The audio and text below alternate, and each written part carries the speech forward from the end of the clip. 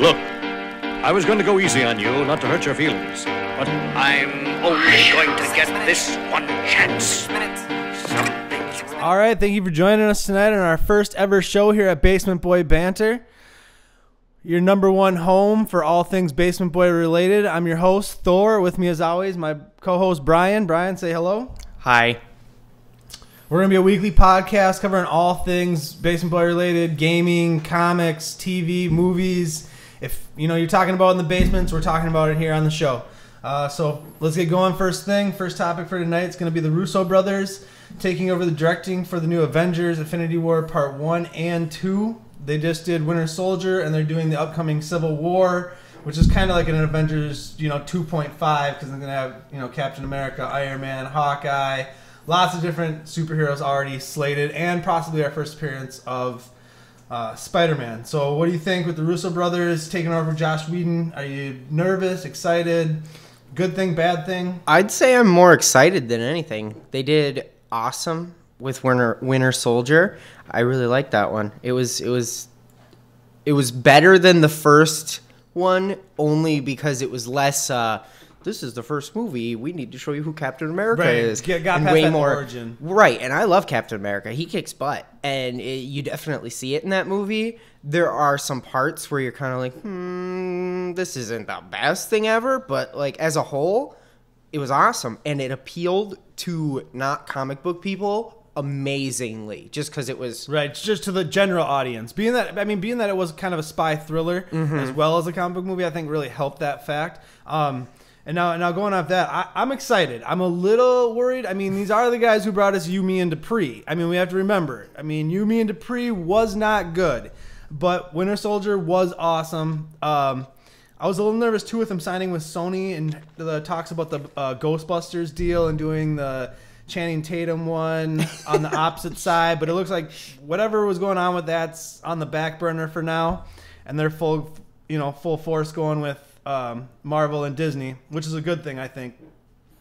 And I understand Josh Whedon wanted to take a break after Avengers 2. I mean, he's been doing it 6 years now with Avengers. I mean, I'm sure the guy's just mentally, physically beat, and it's good to get some fresh eyes in there, some fresh takes on some things. It'll be a little different, but in a good way. So yeah, I'm excited. I mean, we'll really see, I think, with Winter Soldier how much either more excited or more nervous I will be after Civil War. After Civil War. Right. Once Civil War comes out, that's when I think I'll have a better understanding of where I think they're going to go with Avengers, the Avengers franchise. Right, but even if they do horrible, like let's just say, which I don't think it's going to be horrible, I think they're going to do a good job, but let's say they do the worst job ever, at least because if we stuck with Josh Whedon, right, he's just gonna get tired, and it's gonna be phoned in. Creative fatigue, creative fatigue, and he's gonna phone it in, not purposefully. It's not like he hates us. He's gonna phone it in because he's tired, and he's like, dude, I want to go home and see my family, have a life outside of this. I need to hit the Orange Julius and get a smoothie or something. Like, come on, guys. For sure. And also going with that too, I think it's good that they're shooting Infinity War Part 1 and Part 2 back to back. So it's really like one movie. So it's not like they have to, shoot 3 separate movies. It's really 2. Civil War, which they're already filming now in Atlanta, and then go right into Infinity War Part 1 and Part 2 back to back, and then just do the post-production, for Part 2 after Part 1's done. So I think it's a smart thing. And, having the brothers combined, it's not just one director. Right. So I think it's a good thing all around. It can, like, when you look at, like, the Indiana Jones movie with both Steven Spielberg and Lucas. But you also have 2 huge directors, whereas these guys aren't quite going to be as full of themselves and, like, no. Well, and they're brothers, so I think the working relationship with brothers, definitely comes into play there. So now moving on, next topic for tonight, we're going to do Deadpool casting news that came out this week. Also talk about the suit a little bit. But first with the casting news, TJ Miller is confirmed now to be Weasel. It was speculated for a few weeks, but now it is confirmed. He's going to be Weasel. For anyone who doesn't know, Weasel's kind of Deadpool's arms guy. He gives him all his weaponry. He kind of helps him out. He's his backing.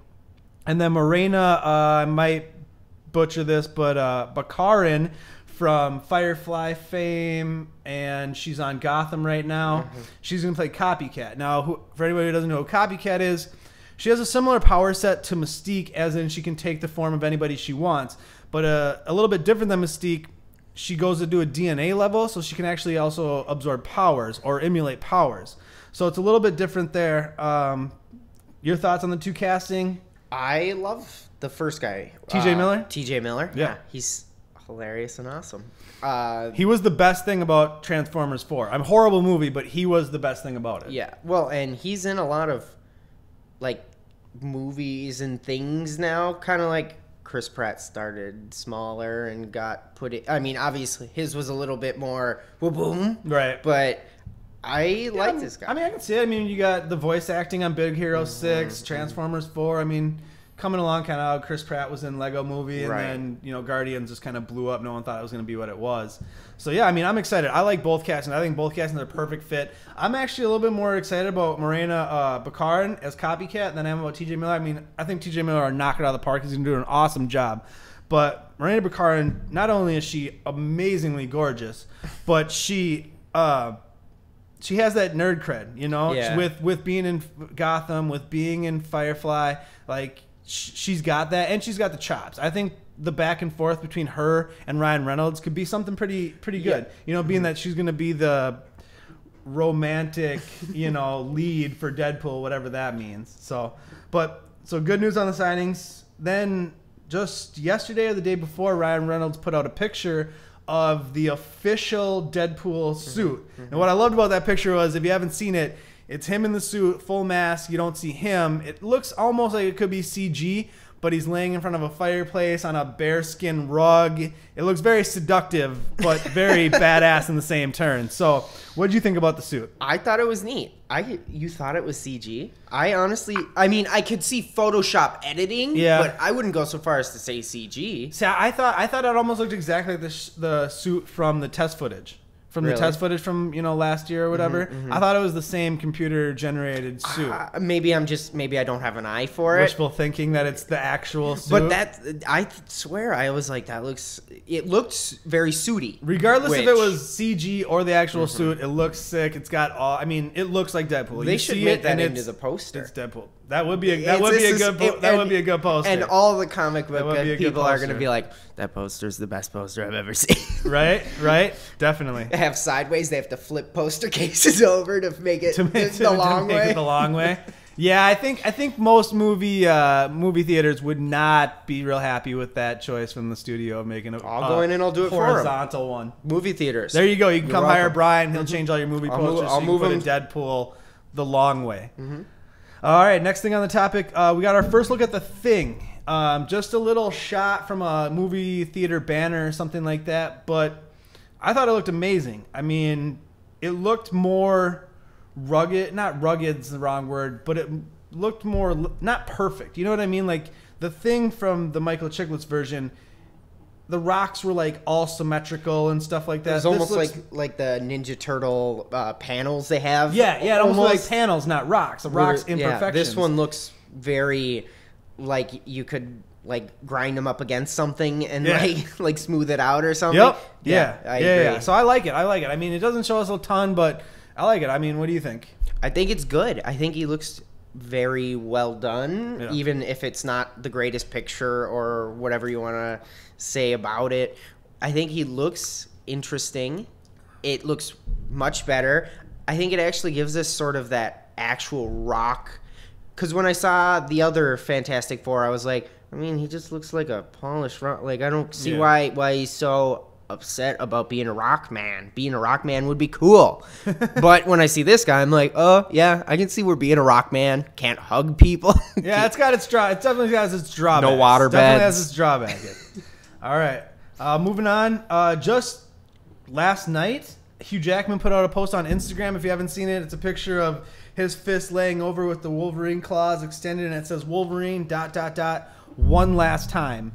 Now, there's been no official word that this is his last time playing Wolverine. I mean, he's done it 7 times with the cameo in First Class and the upcoming Wolverine movie. So now, if this is, like he says, his last Wolverine, give me a name or two that you think could be a suitable replacement? I got one in mind, but let me see what you got. Nobody. No one can replace him. I honestly, literally, I don't think about the comic books when I think Wolverine. I think him. You think him? I'm sure someone can do it. Just like the Joker, Batman, all James of these Bond. characters. Yes, I'm sure someone can do it. But I'm going to be the guy who's like, no one can ever replace him, and I don't care what you say. It's a tough mantle to pick up. I mean, it is tough. It is a tough mantle to pick up. The one guy I think who would suit it, who's got the physique for it, who's got the look for it, is Joe Manganiello from True Blood, been in a few other things, but I could see it. He's got the scruff. He's got that look. I could see him with claws. I mean, he's not young. Yeah. So he's a little bit older too. But eventually we're going to have to get used to somebody else portraying that character, because you don't want him to not have Wolverine in X-Men films anymore just because Hugh Jackman's too old to do the role anymore. So eventually we'll have to, like even though I agree that it's going to be hard to get past it, eventually we'll have to find somebody who fits the role. But, or we're going to go through the Terminator problem where he won't put it down and he looks too old to be jumping out of helicopters, even Genesis. as a robot. I don't have high hopes for that movie. I don't. But the expectations for that movie are low. Which is weird because there's plenty of people. They're like, Arnold's in it. I'm going to go see it and it's going to be good. And I'm like, what do you...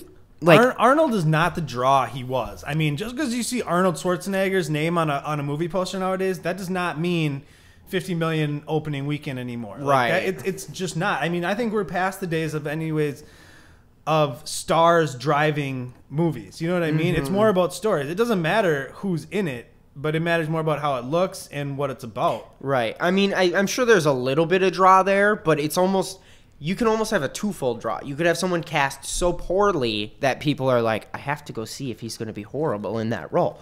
Or they're like, he's exactly who I wanted to be in that role, but I was going to see it anyway. There's really not that guy's perfect. I need to see how he... I don't care what the character is, this dude's name on it, I'm going to see the movie. Right, yeah. I can't think of a movie, I guess... But Chris Pratt's only in good stuff. But ever since Guardians, I'm like, Chris Pratt's awesome. But he's really... Then you're going to get... if he's in too much, you're going to get Chris Pratt fatigue. You already got Jurassic World coming out. If he does take over the Indiana Jones mantle, that's... so you got to temper how much of yourself you put out, or else you fizzle, and then you got to have that long withstanding career. Well, and if we wait like a year or two... Because I don't remember if they set a date for the next Indiana Jones. No, there's no date enough. So, there's no even official word that it's greenlit and in production. I mean, it's early stages of pre-production right now. So I mean, we'll probably have a big enough break from Chris Pratt that if they choose him, we'll be okay. And tell us what you guys think in the comments down below. Anybody you guys can see as Wolverine? What do you guys think about the Russo brothers, the Deadpool stuff, the Thing? Comment, tell us what you guys think. We want to hear your opinions too. Indiana Jones, anything. So moving on from that, Robotech was bought by Sony this week. Now I'm really excited. I'm a huge anime guy. I have a pretty extensive anime collection that I started 10, 12 years ago. So this was huge news for me. Anime movies, I kind of feel, are where comic book movies were in the 80s, 90s. There's been some mediocre to not so good ones, and the rest have all been horrible. So we're really looking for that one to kind of bring that genre forward. And now Sony buying Robotech, I think it's good. Their plans is to make a franchise, make a universe like everybody wants to do with their properties nowadays. But it got me thinking, since Sony bought Robotech, what do I want to see next as made either franchise, so bought for a multiple world or multiple movies, or just a standalone, like a one-off. Like, for example, Cowboy Bebop, I think would be a great one-off. Directed by Quentin Tarantino. That could be a great one-off. That is one of my all-time favorite animes. Yeah. But I don't see it as a trilogy or multiple movies. I see that as 1, 2, 2.5 hour space opera, cowboy madness, awesomeness. Just just awesomeness. Same sort of vein as Guardians, kind of, but a lot more adult and serious, Kinda. I guess. Yeah. A little bit, Right. but it's got more. It's got almost like some 70s flair with some of the music that Yeah. they use in the anime and stuff like that. It's got which Tarantino does a pretty good job when he picks that, and that's why I think picks that he would theme be music perfect and for stuff. that. Is because of how he, how his style is would fit that best. But let me hear, what do you think would make a good? Either give me two that would make a good franchise and two that would make good standalones. See, the thing is most of the anime I watch is not, because I'm sure everyone's like, I want to see Attack on Titan as a movie, which wouldn't work because it's, I guess if you want to cut a lot of the violence out of it, but that's like half the fun and this is scary. So I don't know if that could be, unless they wanted to literally do like a Dragon Ball Z, we're going to make a movie, but it's going to be as if it was an episode just really long. That's my number one franchise that I would love. I would love Disney. If you're listening out there, go buy the rights to Dragon Ball Z. You could literally make 9 to 10 movies out of just the Dragon Ball Z series, not even talking about Dragon Ball or anything happened. That's built-in fans, built-in property. Well, when we saw it, the theater was like packed. The animated movie that came out. Right. The theater was packed, like crazy packed. Yeah, and it was. You don't need to put posters out. You just post on Facebook, hey, we're doing a Dragon Ball Z movie, my Bulma, and everyone will go. Well, you'll get the fans who already know, but that's a property I feel that could draw the general population in. That you could really there's a market out there for that universe, especially kids. Oh man, and Disney's all about that. Oh yeah, the toys that you could sell behind that property alone. And I kind of miss the anime in movies because it's too expensive, really. Just like how Disney's not doing. Last one was the Princess and the Frog. Like when they're all doing. Okay, I thought you were almost talking about like Kill Bill style, where he had the anime sequence in there. But you're talking about traditional 2D animated movies, Aladdin, Beauty and the Beast, or if they want to keep it something like, because Miyamoto did his last one, that plane one. Yeah. It's basically coming to a grinding halt because it's too expensive, which is fair enough. You keep doing like the hand drawn. But it's pretty. It's fun to watch. I don't know. I wish more movie companies would say, "Hey, I get it's expensive, but people like it, so it's worth a little bit of money, even if it's not Disney." Those movies are classics. I don't think anybody really but Disney could do true animation good. You know what I mean? I'm sure there's somebody out there who could do it. Just nobody that comes to mind off the top of my head. Right. But going back to the anime topic, some other ones I would like to see. Ghost in the Shell made into a live action would be perfect as a standalone. Another franchise, Full Metal Alchemist, Yu Yu Hakusho. It's for franchise ones, those would be good. And obviously leave your comments below. Let us know what you think would make great ones, because I know there's some I'm forgetting. Trigun, that would be.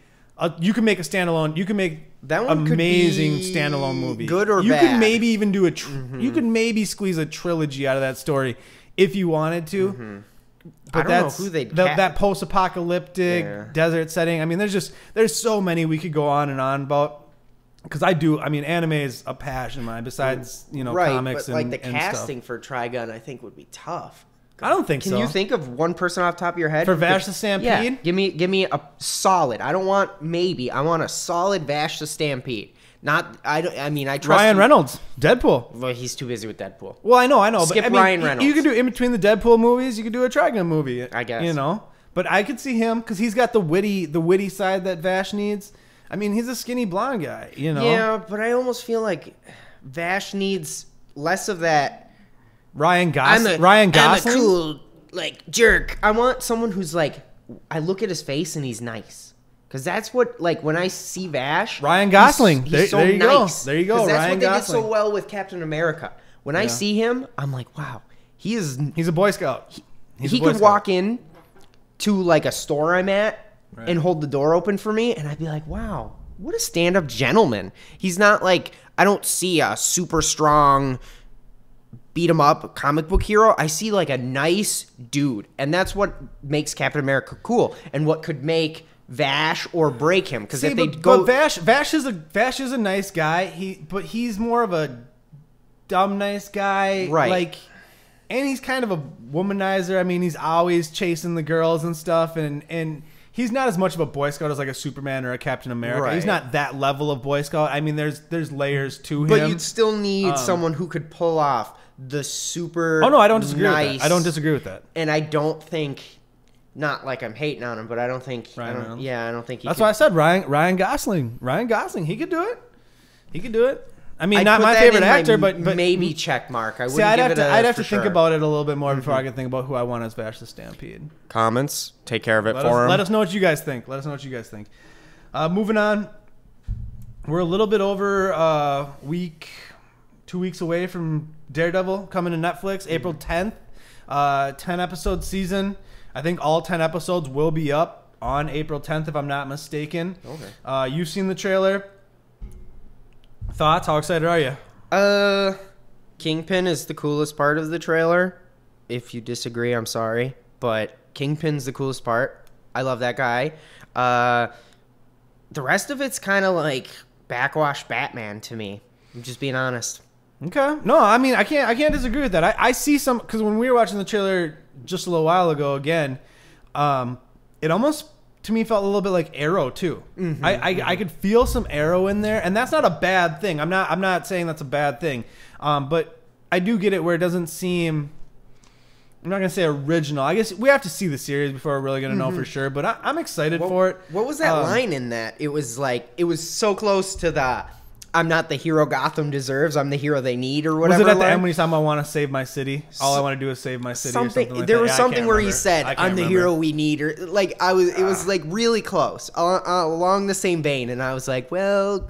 But nice. To go back to that, see, I am excited for like the Jessica Jones series, to see Iron Fist, Luke Cage brought to Netflix, because what they're gonna do is they're gonna do 4 shows. They're gonna do the Daredevil show, the Jessica Jones show, Iron Fist, Luke Cage, and then they're gonna do a mini series called Defenders, which is all of them brought together. And I'm really intrigued by this premise because it's canon, so it's in the Marvel Cinematic Universe. I mean, they actually mention you don't have a hammer or a suit of armor in the trailer, so you know that Thor exists, Iron Man exists, everything that happens in Age of Ultron, this is all going to be, background noise to what's going on in the Daredevil show, obviously. But it's good that it's all canon. I'm excited to see what happens. I mean, I think Iron Fist is going to be the hardest one to do. But yeah, I'm excited. I mean, I think it'll be good. Don't get me wrong. I don't think, because Netflix, House of Cards, Orange is the New Black, they do a good job. They do solid with their shows. It's very, very seldom where I'm like, wow, you're phoning it in this time, Netflix. They have a couple on there that I haven't watched, but I haven't heard great things about. Well, and I'm not saying anyone's gonna have hit and miss. Right. But I mean, I'm never like, man, Netflix needs to step it up a couple notches. And it's interesting to kind of see them get into serious comic book stuff, like not tiptoe into it. Yeah. They're like knee deep, wading through water. Like we're going. Well, I'm hoping this is gonna be more like. Like an AMC or like HBO tonality where it's a little darker than even they can go on, CW or ABC with Agents of S.H.I.E.L.D., where they can get darker with it and explore that underbelly, Well, and that's almost better for the people, like, when you look at comic book movies and media in general, you've got your movies, which needs to appeal to family, PG-13 audience, whatever, and then when you get into your TV shows, you have a lot of the Game of Thrones, Breaking Bads, like those are the big ones, and they're all dark.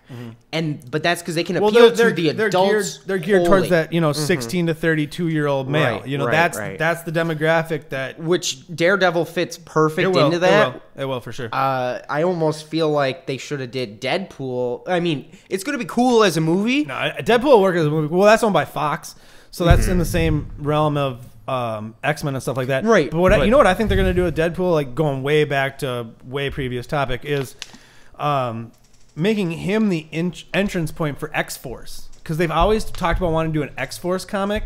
I think Deadpool's actually going to be the entrance point for X-Force. So, but Either way, we'll see. April 10th is going to be here soon, so I can't wait. I'm binge watching that show the first day it comes out, and we'll definitely be discussing it on that week's show. Next thing, real quick, the next DC animated movie's coming out. Throne of Atlantis was just the last one that came out a few months ago. Batman versus Robin, which actually has a New 52 storyline from the Court of Owls, comes out on April 14th. There was a first look in the Throne of Atlantis Blu-ray. I don't think you got a chance to see it. I watched it. I loved it. It looks awesome. It's continuing from the Son of Batman movie they did last year, but also now weaving in the New 52 storyline. So it'll be good. I'm excited to see it. I mean, I love the DC animated movies. I think Marvel is going pure children's with their DC with their animation and stuff like that, whereas DC does do that, but they still have the young adult movies that are PG-13 where they swear, there's headshots, blood, Harley Quinn having sex with Deadshot and stuff like that, and so there's more adult themes. Isn't it weird though how they've changed that? Way back when you'd see, oh, that's an animated movie, guess it's for kids. Right. Now it's like kids don't really watch animated movies. Like they watch like the CG animated way more. That's what I was gonna say. They grew up on computer generated stuff. Whereas now we're all the adults. It's almost like a reserved right for the adults. Is like, ooh, we get to watch a sweet like bad cartoon. Right. Yeah, no. There's nothing wrong with it. I love it. Every DC. I guess I can't say every because maybe I haven't seen every single one, but every one of the DC animated movies I've seen, I've liked. Yeah. At least a little bit. Well, I know we watched the Batman and Son one, and then we watched the Superman one too. Yeah, this was that Superman with Unbound with Brainiac. Yeah, was the villain. And that was good. It wasn't great, but it was pretty solid. It was good. It wasn't their best work, but it was good. So I'm excited for that. Look out for that next month. Last topic for the night. So Marvel has a big event coming up with Secret Wars. There's going to be a lot of changes in the Marvel comic universe. But they just released for Free Comic Book Day, which is May 2nd, one of the free comic books is going to be a new Avengers lineup. And the new Avengers lineup is Sam Wilson's Captain America. Sam Wilson used to be Falcon, took over the Captain America mantle, so now he's got the Captain America suit, but he still has the wings and stuff like that. I think it's pretty cool. The female Thor, which, being my name is Thor, I am not a real fan of them making her a female, but we will talk about that another day. Iron Man, which they didn't say is Tony Stark, so it could be, might not be, not really sure. You got Vision, Nova, Miles Morales is Spider-Man, which I think people are most excited for, knowing that Miles Morales is going to survive whatever happens in Secret War and continue on in the mainstream comics. And then Kamala Khan as Miss Marvel. So you have a black Captain America, female Thor. We have half black, half Latino Spider-Man, and we have a Muslim Ms. Marvel. So there's a lot more diversity now, I think, in the Avengers lineup than there's ever been. What do you think?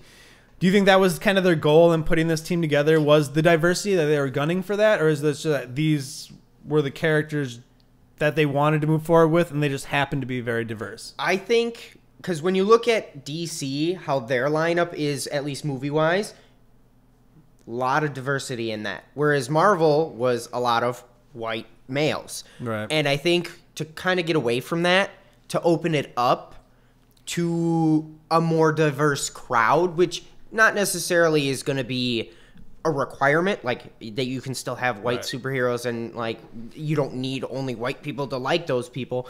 But when you look at like Star Wars, they had Samuel Jackson in that. And there's reasons he was in that other than, oh, he's going to attract a black audience. But there was a big draw where people were putting like, an African-American actor in there, which is, yeah, no, I agree with that too. But I mean, I'm excited for the new lineup. I think that was a deciding factor. I mean, they're not going to come out and say that was, but I have a feeling that did play a role into it. But these characters are good. I mean, Miles Morales has been around for a while. The Miss Marvel's been around for a while. Female Thor's been around for a little while now. Sam Wilson, has been around as Falcon for a long time, as Captain America now for a little while. So I'm excited. I mean, it's new stories, and I think you're right too. It gives them somewhere to move the cinematic characters from the ones we know now to maybe a little bit of what this lineup looks like in maybe the next 5-10 years to try to get some more diversity in the movies as well, because it shouldn't be a deciding factor, but it is. Well, I mean, not a deciding factor or the main factor, but it is a factor in the equation. That's, no one can say it's not. Necessarily just getting people into the movies. When you look at the story itself, it brings diversity to the story. Because, like, Blue Beetle was a really good, like, transition from white dude to Latino. Yes. When you took the Latino kid, and it worked very well for them. Yeah. So I think a lot of heroes are trying to go through that same transformation to not only get a wider audience, but make the story more open. Because there's people who can't necessarily always relate to that. Right. Whereas you can relate to some of the more updated ones. And that's the other thing that brings me to kind of the point I was going to make, was a lot of these characters were made in the 60s, 70s, 50s, where it was just all white males making all the decisions, and bringing it forward into this, more modern age and having them be more relatable is, I think, a good thing. And, something that is a positive sign moving forward for comics, movies, all the medium, contained within the Basement Boy banter and the Basement Boy stuff that we love. But so just a couple things to close the show real quick. Thoughts on Brock Lesnar re-signed with the WWE, decided to not go back to UFC. WrestleMania is tomorrow because we are taping on Saturday. I'm excited. I was happy to see him stay. I don't like that he's part-time, but I get it. What do you think?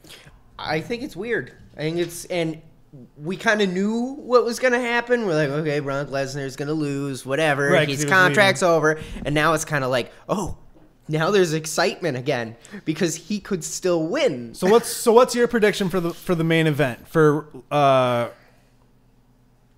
Reigns versus Lesnar, closing out the show at WrestleMania, what's your prediction? There's no way they're going to have Lesnar lose if he just re-signed. You think no so? way. Why would, if I'm Lesnar and I'm like, hey, I'll sign the contract, I'm not going to be like, but it's okay if you make me lose, the most important whatever title and put me down to guy you throw in. Well, he's not going to be a mid-card guy, but I mean, I actually think, and I've been saying this for a while, and you know it, I think Reigns wins the match, and then as soon as the boos get really loud, Rollins' music kicks, cash in Money in the Bank, walking out Seth Rollins, WWE Heavyweight Champion.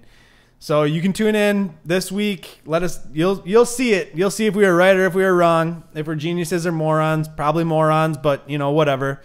So that'll do it. I mean, that's it for tonight's show. I want to thank everyone for watching. Obviously, we mentioned, please comment in the section below. Questions, anything. We love to hear from you guys. My name is Thor. You can find me on the various social media networks. Thor is GR8. So if you put it all together, Thor is great. And tune in here next week. We'll be back with another live show covering all things Basement Boy related. If you like what you just saw, make sure you click that button below and subscribe to our YouTube channel, like our videos, and you can follow us on Twitter and Instagram. Toby. Toby. He's getting the chicken nuggets, man. Get off his back.